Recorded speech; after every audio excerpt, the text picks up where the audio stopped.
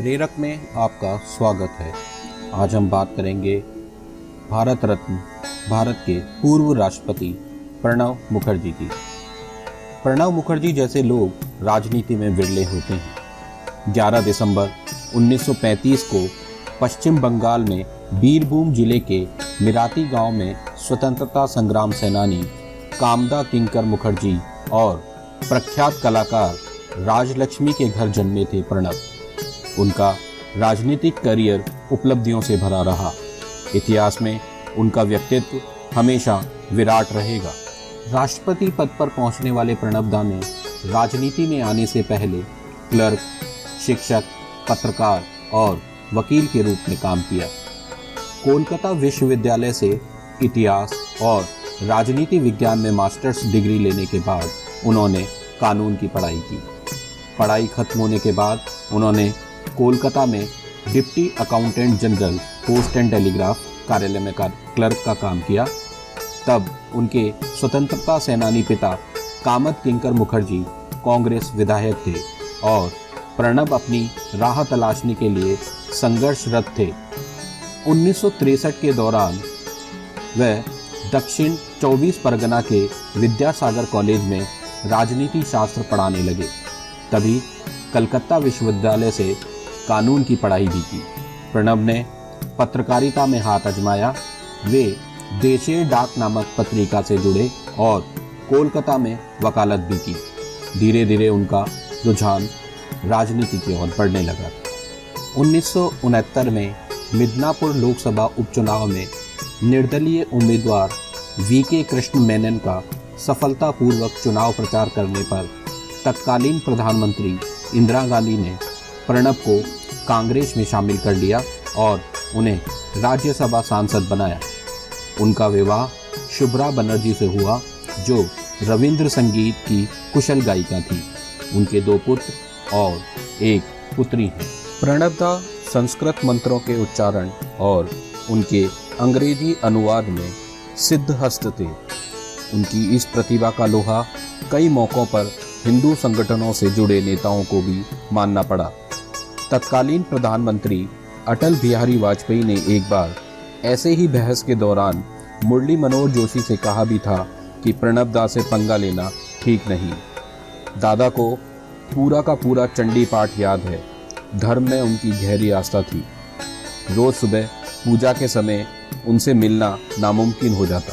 प्रणब दा ने 1975 में क्षेत्रीय ग्रामीण बैंक व एक्जिम बैंक तथा 1981-82 में राष्ट्रीय कृषि व ग्रामीण बैंक विकास की स्थापना करवाई। 1991 में केंद्र और राज्यों के बीच संसाधनों की साझेदारी को लेकर फॉर्मूला बनाया और उसे अमली जामा पहना है। यह फॉर्मूला गाडगिल मुखर्जी के नाम से चर्चित है। 2004 से 2012 के दौरान यूपीए 1 और यूपीए 2 सरकार में कई अहम फैसले किए। सूचना का अधिकार, रोजगार का अधिकार, खाद्य सुरक्षा, सूचना प्रौद्योगिकी, भारत अमेरिका परमाणु डील, UIEDAI स्थापना, मेट्रो रेल, ये मील के पत्थर साबित हुए थे प्रणब दा के कदम। प्रणब दा का राजनीतिक करियर 5 दशक का रहा। वे 5 बार राज्यसभा और 2 बार लोकसभा सांसद बने। राष्ट्रीय आंदोलन में अपने पिता के योगदान से प्रेरित होकर देश सेवा का रुख किया। 1969 में राज्यसभा के लिए चुने गए। 1975, 1981, 1993 व 1999 में भी सदस्य रहे। 1975 के बीच उप मंत्री इस्पात, उद्योग और वित्त राज्य मंत्री बने। 1975 से 77 के बीच राज्य मंत्री स्वतंत्र प्रभार, राजस्व व बैंकिंग का कार्यभार संभाला। 1980 से 82 के बीच कैबिनेट मंत्री, वाणिज्य, इस्पात और खदान मामले देखे।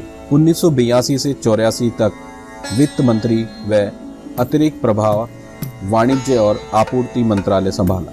1991 से 1996 में योजना आयोग में उपाध्यक्ष तथा वाणिज्य और विदेश मंत्री भी रहे। 2004 व 2009 में पश्चिम बंगाल की जांगीपुर सीट से लोकसभा सांसद चुने गए। प्रणब दा 2004 से 2012 इन 9 वर्षों में रक्षा मंत्री, विदेश मंत्री और वित्त मंत्री के पद पर रहे। प्रणब दा ने 2012 से 17 तक 13वें राष्ट्रपति के रूप में अपनी सेवाएं देश को प्रदान की। प्रणब दा आर्थिक मोर्चे पर भी बहुत सफल रहे और उन्होंने अपने हुनर का लोहा कई विदेशी संगठनों में भी मनवाया। जैसे वे IMF के बोर्ड ऑफ गवर्नर में बतौर सदस्य रहे, वर्ल्ड बैंक के बोर्ड ऑफ गवर्नर में सदस्य रहे, एशियन डेवलपमेंट बैंक के बोर्ड ऑफ गवर्नर में सदस्य रहे, अफ्रीकन डेवलपमेंट बैंक के बोर्ड ऑफ गवर्नर में बतौर सदस्य रहे, IMF व वर्ल्ड बैंक में 24 देशों के समूह के अध्यक्ष भी रहे।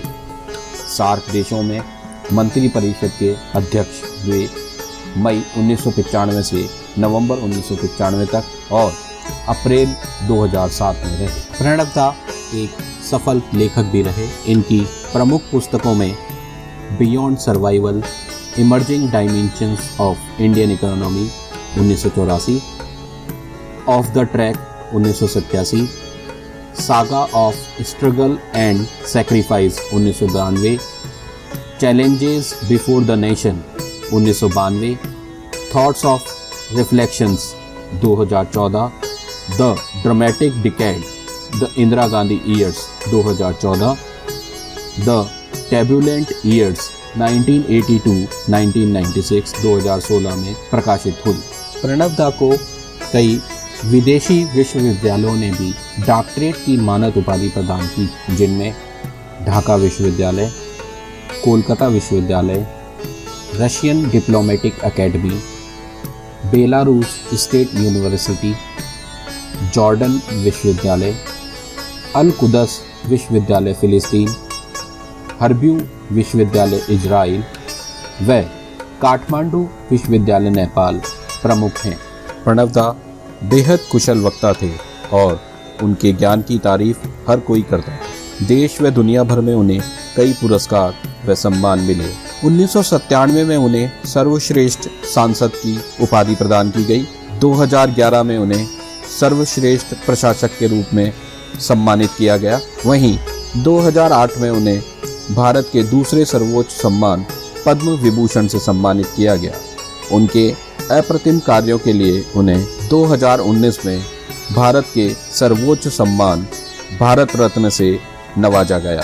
इतने गुणों की खान प्रणब दा को एक बुरी लत भी थी। प्रणब को पाइप पीना बहुत पसंद था। प्रणब की पाइप पीने की आदत इंदिरा गांधी को भी पसंद नहीं थी। एक बार इंदिरा ने कहा था कि प्रणब से आप कोई बात नहीं निकलवा सकते, उनके मुंह से बस धुआं ही निकलता है। हालांकि बाद में प्रणब मुखर्जी ने पाइप पीना छोड़ दिया। 31 अगस्त 2020 को पूर्व राष्ट्रपति प्रणब मुखर्जी का दिल्ली में सेना के रिसर्च एवं रेफरल अस्पताल में निधन हो गया। वे 85 वर्ष के थे और मस्तिष्क की सर्जरी के लिए 10 अगस्त 2020 को भर्ती हुए थे। सर्जरी के बाद उन्हें जीवन रक्षा प्रणाली पर रखा गया था।